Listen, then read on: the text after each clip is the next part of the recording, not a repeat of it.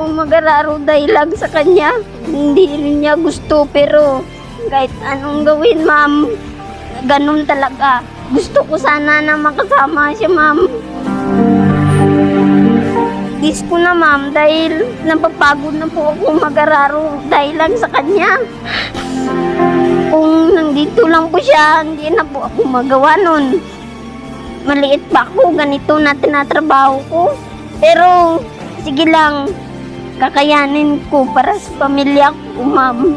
Tay, sana matapos na yung kaso mo, tay. Pakiramdam na akalain mo sa ibang bata na bakit sila, dahil sila nung swerte nila dahil may nanay sila tatay. Tapos ina-insulto nila ang kanilang nanay at tatay. Kung ako po yun, ma'am, napakaswerte na po ako sa mundo. Dahil hindi ko po sinasalita ang aking nanay at tatay ng masakit.